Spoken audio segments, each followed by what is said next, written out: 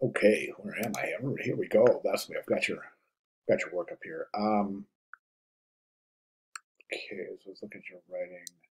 When I'm able to access a raw file, I will be smoothing the layering. Yeah, okay, let's go through this. I took a lot of my inspiration from my poster. I think you mean your magazine ad because we haven't designed a poster for this project. I think you're talking about your magazine of it. I wanted to make some more exciting that pop better. I incorporated more variety in a tropical fruit, tropical color palette, and a colored background to make it look better. When I'm able to access the raw file again, I will be smoothing the layering, fixing the spelling error, and changing the font to one approved. I don't understand what smoothing the layering means.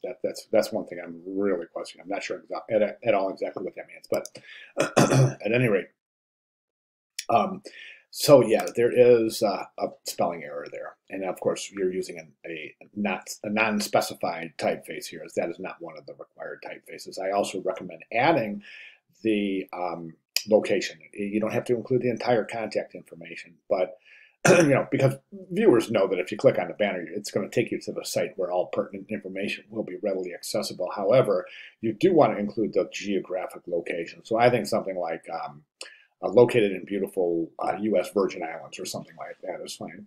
Another thing that we see here is the tagline or the promotional call to action. The promotional offer is not here, and it's required to be.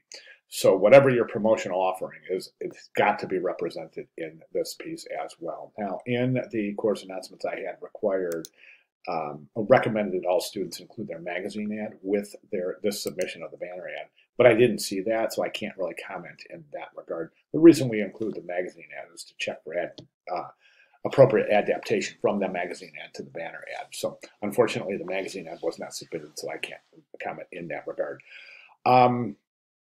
My only other recommendation is that as I open up the PSD, the Photoshop document for this, I notice that you're in CMYK color mode.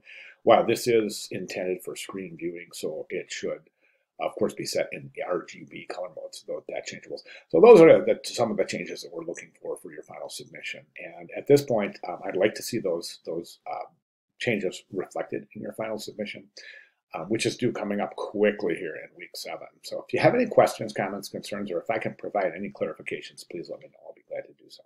Great. Thank you very much for sharing your work.